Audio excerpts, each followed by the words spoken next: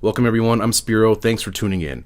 Now, we've been covering many aspects regarding the pandemic of COVID-1984. Now, one very important aspect that I have not really touched on, which is detrimental to life as we know it, is food. And Henry Kissinger once said, "Control oil and you control nations. Control food and you control the people."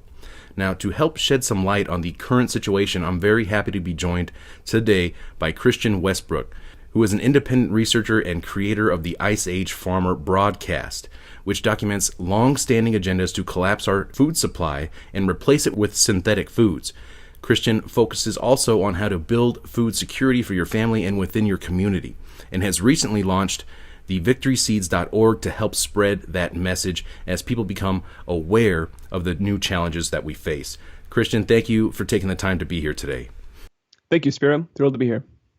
A big fan of your work, and I have to give a shout out to my friend Don, who turned me on to your work, and I definitely, it's an extremely important topic that we're going to dive into here today.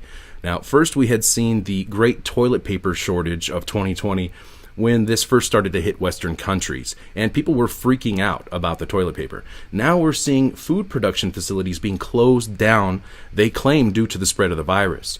We have seen many people lining up for miles in the food bank lines, and burger joints such as Wendy's removing burgers from their menus because of the meat shortages. At the same time, fake meat has been hitting the markets, which of course is funded by the likes of Bill Gates, Jeff Bezos, and others. But right now, it seems that we may be on the downside of this so-called outbreak, at least for now, until they ramp it up again for this second wave that we keep hearing about. Now, can you tell us what is the current state of our food supply chain, and should we expect food shortages? I can. And Spiro, let me just first thank you for the great work you've been doing as well. You know, I'm really glad that we have this opportunity to speak after you've had your conversation with David Icke and Dr. Tenpenny, because they've really set the stage with a lot of what we need to talk about today, and we can stand on the shoulders of giants and sort of start where they left off. We need to build on those conversations, because when we talk about mandatory vaccinations, when we talk about this immunization passport, right, the digital known traveler identity, the army of 20,000 contact tracers being hired in California, these things sound absurd. And as you said, it seems like it's on the down. We're sort of on the downslope. It feels energetically, at least, like people are just turning the corner now. So what is going on with that mismatch of why are they ramping up efforts, especially in bluer areas, even as things seem to be on the way out? And we need to understand, we need to look a little bit ahead for those actions that they're taking now to actually make sense. And yes, it's true that you can only keep people in a state of fear for so long. And as that fear is wearing off now, as people, it's sort of giving way to frustration and just being tired of the whole thing. But we've already seen that their agenda has been laid out in the open. They've talked about the mandatory vaccines and not being able to travel without them. They've mentioned a lot of these things, like the contact tracing, that just sound way, way over and beyond what should ever be accepted by a free society. But what they need now is to give teeth to that agenda again, because the fear, like we said, the fear has worn off. And the way that they will achieve that, the teeth that we're describing here, is the food scarcity that we're entering into now, that they are engineering actively. And so what the state of the food supply is right now, as you said, there's a lot of it that's shut down. Mostly the meat, because it has the shortest pipeline, is being felt immediately. So as the central point of failure, these big meat packing companies, which we should hasten to add are largely, JBS is owned by Brazilian criminals, and Smithfield is owned by the Chinese Communist government. So we just have to point out there are many, many levels, and it's a long-standing agenda that has sold out our nation's food supply. It's just that, like all of the things we're mentioning, all of this is just in complete rush forward. Deploy this all right now, rolling it out in a blitz of all of these efforts. So the food supply, yes, with those central packers shut down, we're at like 60%, 50 to 60% of the current meat processing capacity. And so that does manifest as, yes, retail shortages and Wendy's not having burgers at their burger place, right? There's very immediate signs that something is wrong. And that's actually a good thing, because it gets people thinking. And that's one of the reasons that I really appreciate you having this conversation today, is because we need to have as much of this conversation as we can and get people, while their eyes are open, while they're feeling the pain suddenly of not being able to buy burgers, we need this information to get to them, or otherwise they'll just lay out the next leg of the agenda, as we've been discussing. So it does have those immediate consequences, but so too, and much more concerningly, does it mean that there are farmer ranchers who have, livestock that they've been growing out for months, years now, and that they can't get those to market, that there's no place to take them. And so not only are there immediate meat shortages that they're visible, you can actually see them, but like I said, more concerningly, farmers and ranchers are literally euthanizing and throwing away a lot of this across the board. Dairy and beef cows, hogs are especially hard hit because you can't just put them out to pasture, and so the whole 11-month pipeline is just sort of cascading and falling apart. And poultry, all of these are being euthanized to the tune of millions of animals right now, and it's an awful thing no matter which way you slice it at all. It's just a terrible situation. But most germane to this conversation is, yes, that means that not only are these immediate shutdowns causing immediate shortages, but it's not something that we can spin back up in the next 6 to 12 months. This is an enduring, lasting blow to our food production. And we can talk more about that. We can also look at, go ahead. I just wanted to throw in there, Christian, why exactly are the farmers, just euthanizing livestock and other farmers, just literally pouring milk out down the drain? Like, I mean, the demand hasn't changed. There's still people out there, who need to buy these things. Is it just because they've been closing down the production facilities and the processing facilities? That's a good question and an important one. And there is a demand shock that happened as restaurants and school cafeterias closed down. A lot of milk and a lot of food. Restaurants waste a lot more food than homes too. So there was a change to demand somewhat, and mostly, of course, that demand, because people do eat every day, but mostly that means that demand shifted from those places where there were established contracts, right? Farmers have relationships with restaurants or school, whatever it is. All of those distribution channels had been established. And so when they faltered, there were all these farmers who had cows that were giving milk that had no place to take it. And it was, when you read about these things, people were often commenting, this is so selfish, or down with capitalism. They're just preferring, because they can't sell their milk, they're not going to give it away. That wasn't the case at all. These farmers and ranchers were taking every drop that food banks would take. And once they had, exhausted the food bank's ability to absorb this production that didn't have a place to home, then that was when they started dumping. So that's the case with the dairy. And then with the meat, like I said, it's more that without the ability to take those hogs and have them slaughtered and then take it to market, you're stuck with them. You're stuck with them in the barn, and you still have smaller pigs that are growing up that are supposed to go in that barn. And so they get into the situations where they're double stocking and they're having to buy extra food because they have to feed the pigs longer.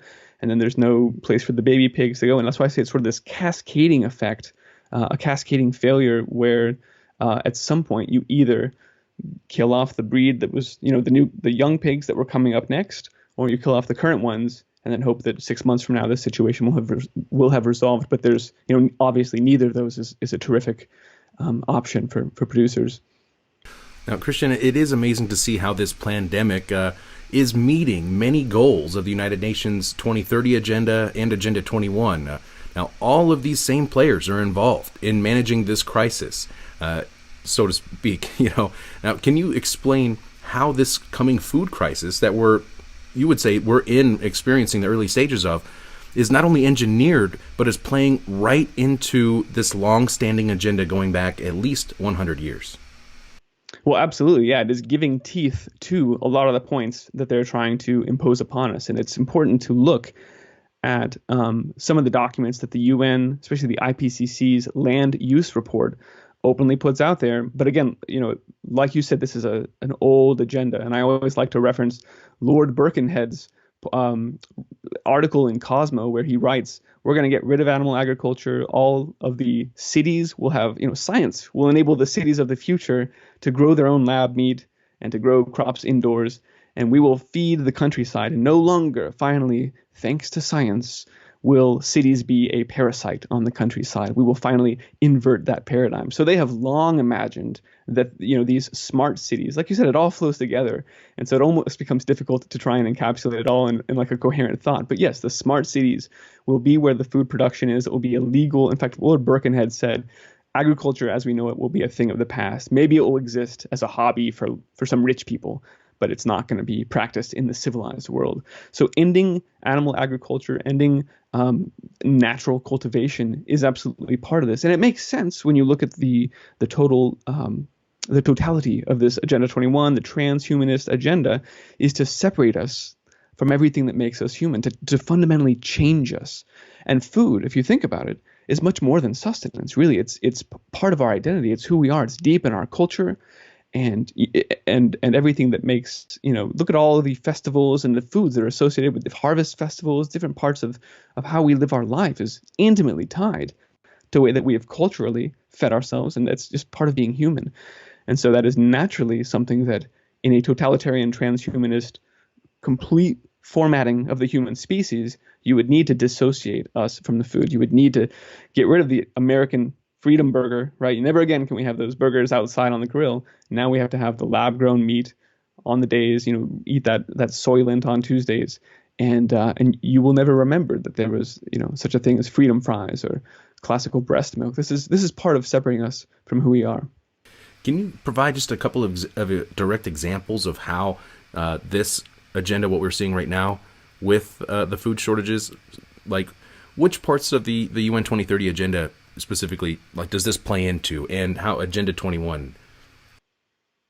Sure. So the desire to remove people from the land is absolutely spelled out pretty clearly, to get them into these shoebox multifamily apartments in cities where you can be perfectly controlled and you will not have the ability in any sense to grow your own food. So that's part of the reason they want people herded into these smart cities where you can be completely controlled in terms of how many resources you're able to consume. The agendas also spell out that we should be eating insect proteins instead of, again, ending animal agriculture. This is intimately tied in with the entire global warming scam. And all of these things are really encapsulated. It's important to look at also these scripts that are being played. When you see, for instance, yesterday it was announced that the cities across the United States, especially across the western seaboard of Seattle, Portland, San Jose, San Francisco, all announced that they were closing streets, or that the streets they had closed in the last few weeks here would remain closed going forward. It's not a coincidence, Spiro, that all of these cities announce these things that they say, we just happened on a Friday afternoon. All of us just got together with our city councils and we decided we'd never open our city again. It's not, that doesn't, it's completely inconceivable that that's the case. So clearly they are rolling out and implementing a template, a script that has been discussed before. And so those agendas are what spells it out. And it's just the case that over the past few years, we've seen the billionaires deploy their resources, the philanthropists, right, deploy their resources to execute on those agendas and to give life to the lab-grown meat that's been described for hundreds of years, and to the AI, robotic-controlled, indoor vertical insect farms that the UN envisions feeding us tomorrow. All of these things are spelled out in their agendas. Over the last decade, if you reference some of these things that they're openly talking about, they sound so ludicrous that it's a handicap to us, because it's just no one could actually believe that these things would ever come to fruition. But now, especially in these last few weeks during this crisis, we see that they mean business. They're not writing these dreams up and then just putting it into a bookshelf somewhere. They are executing on this agenda, and they're doing it now. Right now, they are, absolutely. And it's happening at an ever accelerated rate, especially as we've entered this new decade, as we approach 2030. Now, we have seen the rollout of AI and blockchain being used to track and trace everything. Currently, the United Nations is using these technologies to track pigs, for example. And if they can use them to track pigs, they can use them to track people. And we see this going in that direction. But can you explain how these new technologies will forever change the food industry? Sure. So there's been a lot of buzz throughout ag tech and the rest of agriculture. And I should just mention that ag tech is the unholy marriage of big tech and big ag. So you've got your huge, seed companies, the Monsanto Bayers, the Syngenta, which is now owned by Chinese state-controlled ChemChina. That's another huge component of our food supply that is completely controlled by the Chinese Communist government, which is ridiculous. It should never be the case. It's a national security problem there. one of the most obvious ones you could think of. All of these companies have been investing in these technologies right now, and that was the ag tech reference. And among them is the blockchain, and using it to completely track from the seed through to the plant that grows to how it gets to the store, the distribution channels, and then how long it's on what shelf. And the reason for this is generally called, it's always for your safety, right? It's in the interest of public health. And they'll look at some of these recalls and salmonella infections and things like this and say, well, if every piece of lettuce had a little ID on it and I could check my blockchain for exactly the provenance of this piece of lettuce, then I could find all other associated. I mean, it's basically contact tracing. We can just call it that now, contact tracing for vegetables. But this is what they envision, yeah. Now, this entire system of control hinges upon dependency. We have been systematically, become more dependent on this system by design. Now, can you please tell us what can people do to regain their independence, and just how important it is to be independent from this system of control? Absolutely. So the theme that ties most of these parts of their agenda together is the consolidation, the centralization of power. And that's because they sit at the center and they want total control over everything, total control over every aspect of your life and of your food, of all the resources from energy to food. And so in order to, the only rational response to an agenda like this being perpetrated is to try and fight it and try and then decentralize everything, right? Try and take it back out of their control into more local hands and into individual hands, into your own hands. Fundamentally, that's why we talk about being self-sufficient, because a distributed food growing method, like what does that actually look like? That means everybody's growing food, which is actually very much the traditional way that humanity did it before. Everybody was growing food, and if your harvest got flooded out, then you could go to your neighbors and get more seeds. We were all sort of there growing and eating together, and definitely people had bad years, but because so many people were growing and working together, that's the nature of a community. At the end of the day, net we get through. And that's not the case with this single point of failure like we're seeing with the meat plants. When you have one problem and everything depends on that single point of failure, it becomes an issue for the entire food supply. Now, Christian, one last question here. What happens if we do nothing? If we just keep going down the same road that we're on and we do nothing at this point? So let's look. Trump invoked the Defense Production Act, and some people are saying things are going to be fine. Well, the meat plants will be open right now. There's a huge caveat here, and that it is that invocation was subject to the CDC and OSHA guidelines. And so what's happening is, just as you've been describing, this limited reopening where it's not going back to normal at all. It's restaurants at 25% capacity, which means that a small business can't operate. You're going to go out of business. So too, with a meat packing plant subject to CDC guidelines means social distancing on your production lines, and they're only reopening at 50, 60% production. So this is the other reason. It's not just that we're getting rid of all our livestock, but it's because we're reopening. And like I said, these foreign controlled companies don't care about us. So they're happy to serve only 50 to 60% of our meat, and they've already got their investments in the fake meat. So if we don't take matters into our, and Spiro, here's the real kicker. There are forces at work. There are unions, labor unions, the UFW, United Farm Workers, and other groups of activists, no doubt linked to Soros and other players like this. And then, of course, the media conspiring with all of their fear to create an environment where everything I just described about imposing these social distancing and these extra restrictions on the meat plants is also going to apply to farm producers, right? To all crops, specialty crops, everything. And so if you think then about what this looks like at the end of this season here, when you need harvest labor, you need those workers to come through and get the crops out of the ground and package them, clean them. There's a ton of work that goes into that, especially for smaller operations, smaller producers. And so the effect that is clearly going to happen here is the same thing. We're going to have reduced production out of each of those farm operations. A lot of them won't be able to survive if they don't have all of their fields working, or if they're not able to actually harvest all of their crops.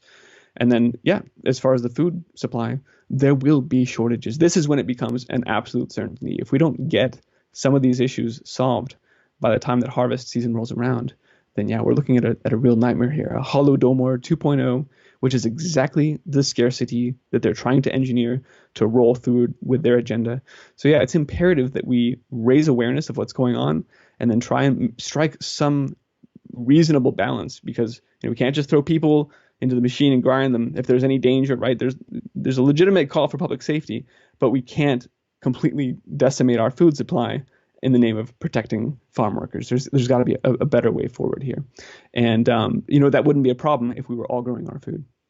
Now, what kind of time frame are we looking at here for people to really start to feel the hurt on this? Is it going to be the next harvest season? And what role are local governments playing in this, and governors? Are they having any impact?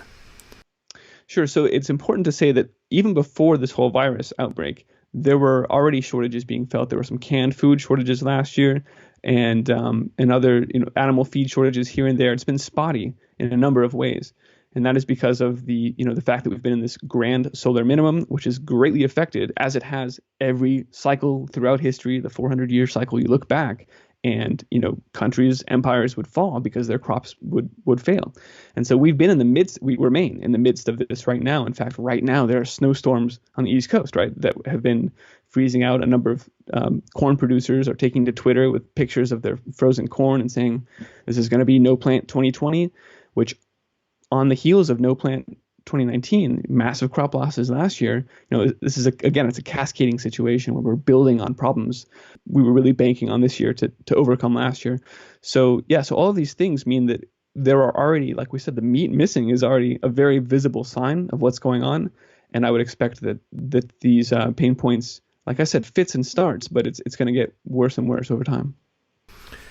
Christian, tell us about your work over at victoryseed.org. Yeah, so thevictoryseed.org is really a recognition that in the last few weeks, the world has changed. There are two things that are going on right now. They are trying to roll forward their agenda as quickly as possible with the element of surprise. And like we said, they knew what was coming, and they developed these scripts, these templates, and they're rolling them out all over as quickly as possible. And the counterforce, us, right, is watching and realizing in real time what's going on and then trying to respond. And so what we need to do, and what thevictoryseed.org is doing, is trying to get the word out there, trying to teach people that right now they need to be starting their own potatoes and vegetables and whatever else you want to grow, and more even than you have space for, because increasingly your neighbors and other people in your community are also going to start realizing what's going on.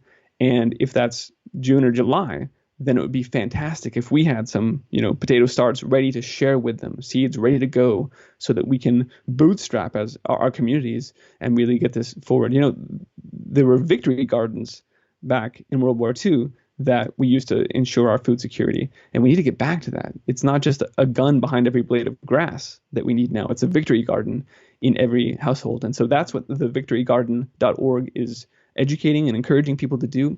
I've also just added, and this speaks to the other half of your question as far as what are local governments doing.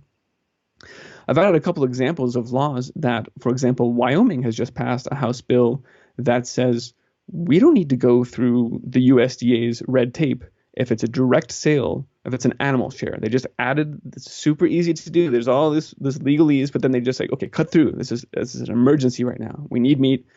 If it's a direct sale from producer to consumer, forget the USDA. It's not subject to any of these regulations.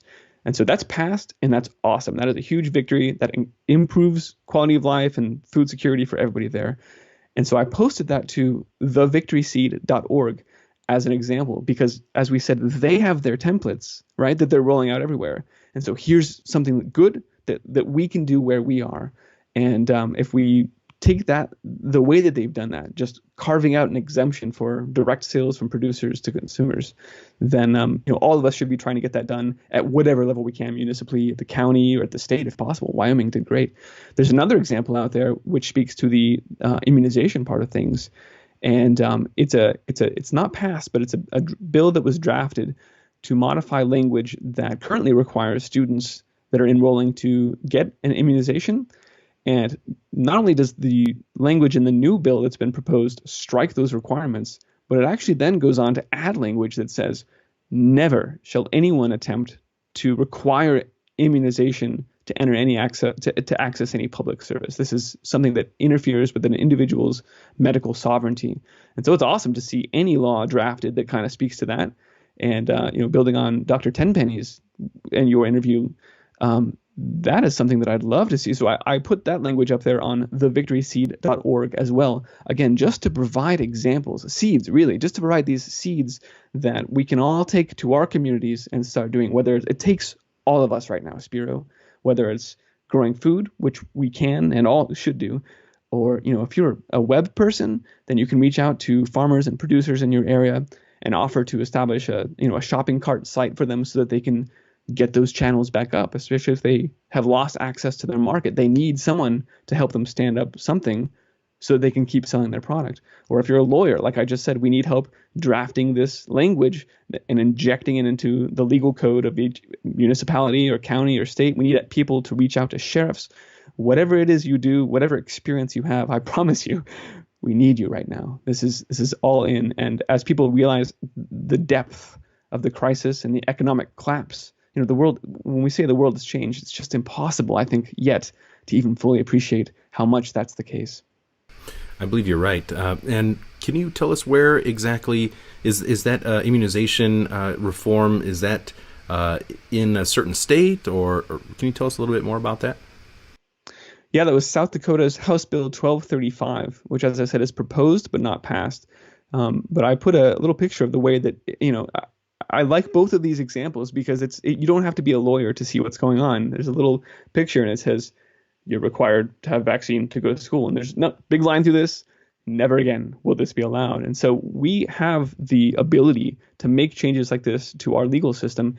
And more importantly, Spiro, with 30 million people losing their jobs, with everything that's going on right now, meat shortages, we need not to underestimate the political willpower, right? People are realize that things have changed. And like I said, increasingly, they will realize about the economic just damage that's been done and how severe that is. And the need then to do things that are unprecedented, that would have seemed, that's what they're doing right now, is all of these things that would have been unimaginable only weeks ago.